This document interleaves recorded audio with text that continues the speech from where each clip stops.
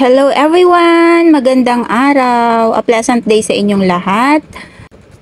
This is Weng BTE and welcome back muli sa ating munting channel.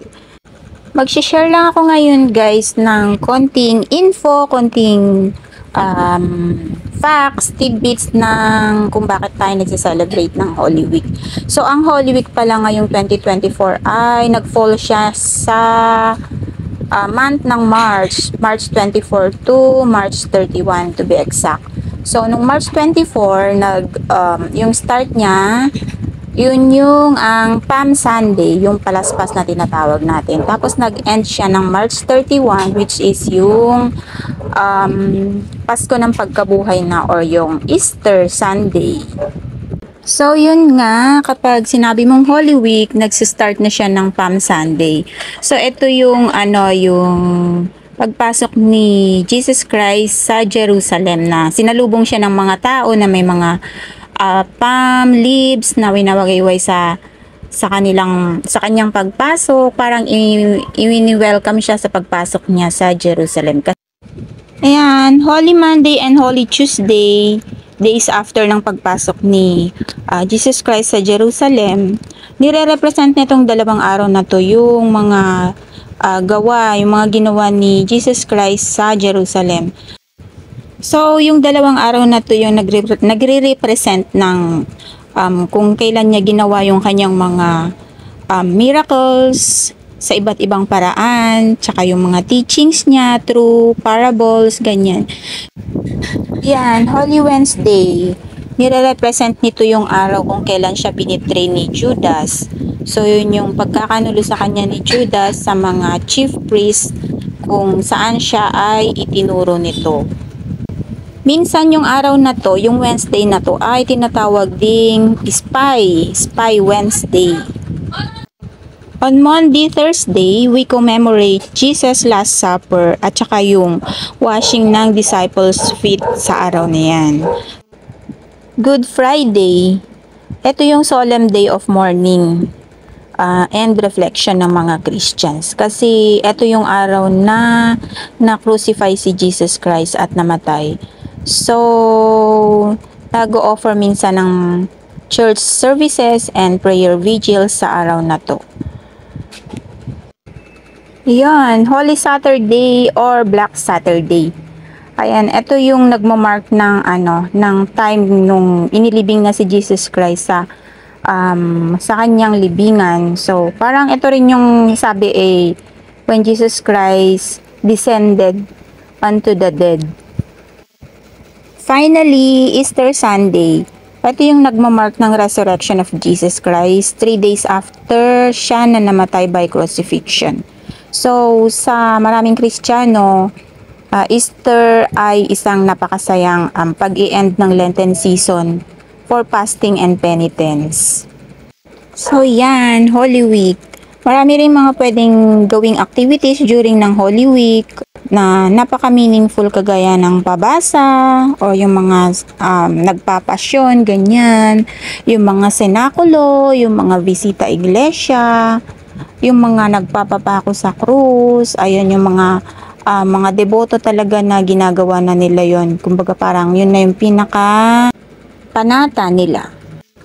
On my part, self-reflection lang yung nangyari sa akin during ng Holy Week na to. Since hindi naman po kasi ako nakauwi ng province. Mas maganda po kasing mag-spend ng Holy Week sa province kasi nandun talaga yung tradition na ginagawa yearly. Meron po akong isi-share sa inyo na mga pictures from Holy Week 2019 kung saan nag-spend kami ng Holy Week sa Bicol with my family.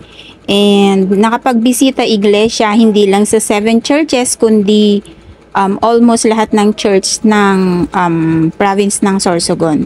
So meron lang ata kaming isa or dalawang church, dalawang bayan na hindi ko nakuha ng picture. Pero ayan guys, so kung taga Sorsogon kayo, kayo nang bahalang mag-identify dyan sa mga iba't ibang churches na ipa-flash ko. So, hindi ko na sila malagyan lahat ng captions. So, in 2 days po ginawa po namin yung pagbibisita iglesia kasi hindi po kakayanin na ikutin po yan ng Isang araw lang. So, ginawa po namin yan Thursday and Friday. Ang Sorsogon po ay merong 14 municipalities and isang city. Pero meron po kaming dalawa dyan. Although napuntahan namin yung 13 na municipalities, meron kaming isang hindi napuntahan dyan. I think it's Magdalena, Sorsogon. And then yung sa Gubat, Sorsogon, kung saan taga ron yung aking husband, ay hindi rin namin napuntahan yung pinaka-church nila doon. Kasi inabot na po kami ng gabi that time. So, ayan guys. Maraming salamat sa panonood. Enjoy watching sa aking mga ipa-flash na mga iba't ibang pictures ng churches sa province ng Sorsogon. Stay tuned. Diyan lang kayo. Thank you so much.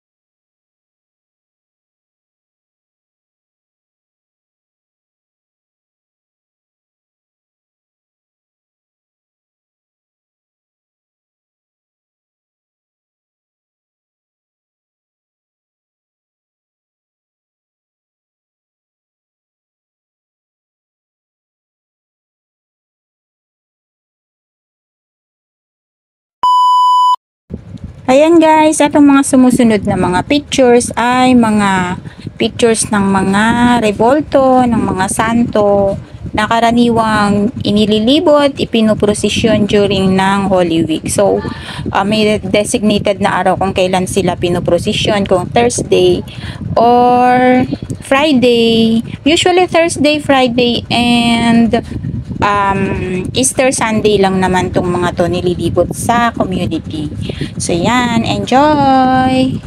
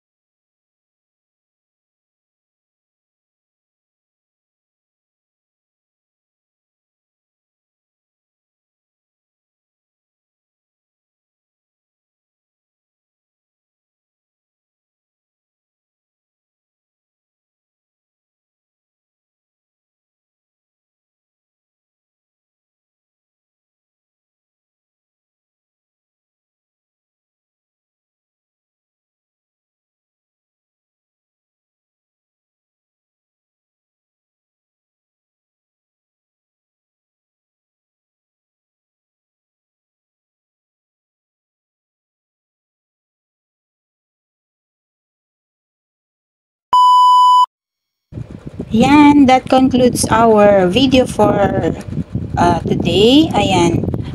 Hope may na-share ako sa inyo. Hope meron akong kahit papano ay may na-impart ako sa inyo sa aking mga dear viewers. Maraming salamat sa panonood. Sana ay nag-enjoy kayo. Thank you so much for watching. Weng BT is saying bye-bye for now. See you on my next video. Happy Easter everyone. Bye. God bless. Keep safe. Love you all. Bye.